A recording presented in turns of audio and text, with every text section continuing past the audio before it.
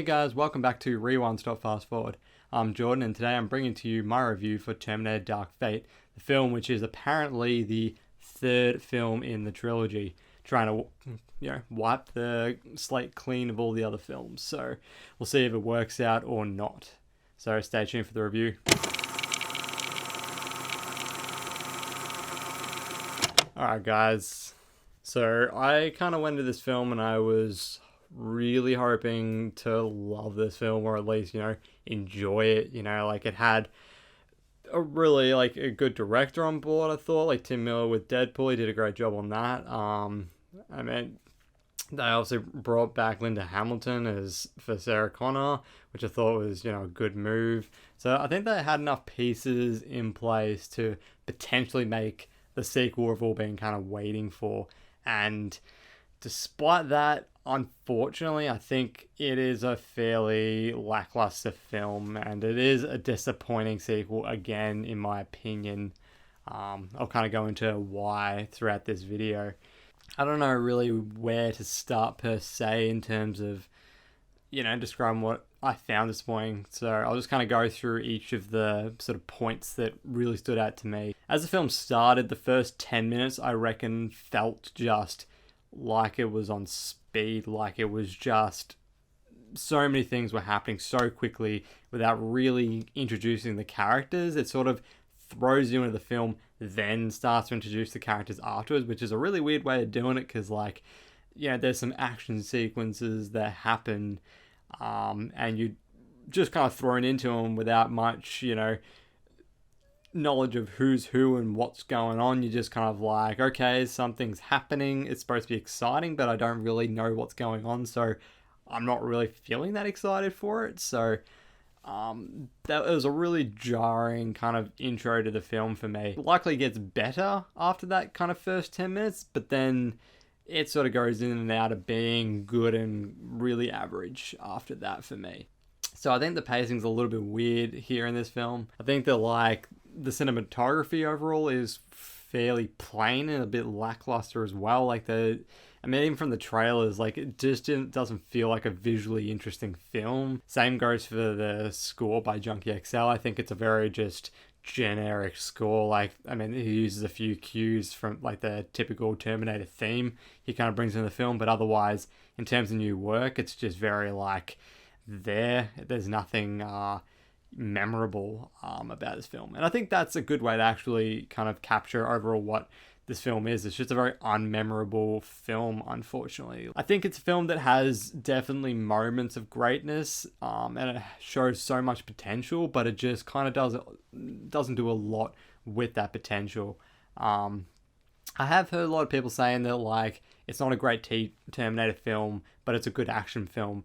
I don't even think that's really describes this film. I don't even think it's a very good action film, to be honest. And that was one of my biggest issues with this film, was the action, and inside of the action, the CGI effects. I think that the CGI is really weak here, and it really takes me out of the film a lot of the time. Especially when you look at Tim Miller's other film that he directed, Deadpool. That was a lot lower budget of a film, and a lot of the effects in that, I think, were weak, but it worked in the favor of Deadpool because it was supposed to be an ultra low budget sort of, schlocky film. So in that case, it works. But I think when you're transitioning over to this film, which is a lot higher budget, I think it just really, as I said, you don't have that excuse anymore. And I think it falls flat because of it. And there are so many full body CGI shots that just kind of blows my mind that kind of where we're at with technology and CGI, that we're still kind of getting these types of films that have really subpar CGI effects. It surprises me that, especially with the kind of budget you would have with this kind of film, that we're still seeing that. But to kind of go further into it, I think the CGI is just one of the issues, but the action itself, I think, is a really big issue here as well, at least for me. I got to praise at least that Tim Miller takes his time to show a lot of full shots, so we're getting a good scope of what is happening in the action. At least it's coherent, so I can give him that. But as for the actual action itself, it just doesn't feel like it carries much weight. It just feels like it's very weightless. It just feels like people are being thrown against walls and across large spaces, and it's just your typical big Hollywood action set pieces without much of the actual intensity or weight, especially when you're comparing it to T1 and T2. When you compare it to like T1 and T2, specifically T1, where you have sort of more intimate fights, and it's very grounded in sort of realism, and you feel the impact of the Terminator. He feels really threatening, but in this film it just kind of you just don't really feel it, and part of that is the CGI, which takes you out of the film. Part of that is that the action just really isn't that investing. You're just, it's, as I said, very much your typical Hollywood blockbuster action. And I think that we're being really spoiled by John Wick in particular, because for me, what I think makes really good action is when you can capture in camera things that physical stuntmen can achieve, what human beings can achieve.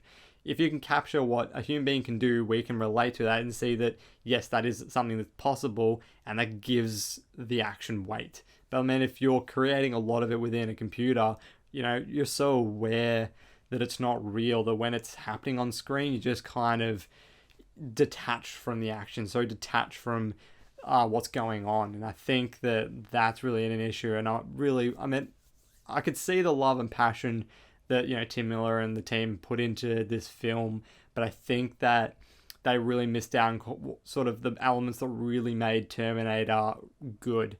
And even when you look at T2, yes, it has its main villain as a CGI creation, but James Cameron, who's a brilliant filmmaker, knows how to frame his action and frame his shots so that it seamlessly blends that CGI into the live action scene, whereas in this film, it's just a full shot where there's just so many elements that are computer generated that that feels so apparent to me versus what's actually real within a shot. And I think it all just adds together to create a sense of, to me, a feeling that it's just like none of it's particularly grounded, none of it's particularly real, and I just feel very detached from the overall feeling of this, that the film is trying to convey to me. As well, when you look past that and you look at the story itself, I think the story just, as a lot of people have said, it is, taking a lot of beats from Terminator 1 and Terminator 2, just mashing them together, which is fine, but the story just isn't engaging here. Like, it just, that element doesn't really take you in and doesn't really give you much to grasp onto. I mean, I feel like I'm being really negative, but, there's not a whole lot that I really loved about this film, unfortunately. I got enjoyment out of elements of it, and I think there are really strong moments where it did feel like the original Terminators, and I think that it's definitely a step above, some of the sequels, especially Terminator Genesis, which is an absolute poo film. Like, it's absolutely shit. The story is really kind of just a backbone to give us really cool action. That's what it feels like. It doesn't feel like they gave us a really cool story to enhance the action. But I will say that, I liked a lot what they did with Sarah Connor as a character within the story. I think they really serviced her in a good way within this narrative. I think Linda Hamilton is incredibly strong in this film. I think that the cast overall is really solid. Natalia Reyes, who plays the main character, I think she was fine in the role. I don't think she got as much to work with, but Mackenzie Davis, who's a newcomer here, she was really great. I think she did a lot with her role. I thought Arnold Schwarzenegger was really great again. I mean, he's always good in everything he pops up in, so that's always a bonus. So overall, I think that it's just an okay film. I don't think it's really worth checking out. I was quite let down and disappointed by it. It makes a lot of, mistakes that I wish that they had kind of looked at the previous entries and thought, okay, this didn't work.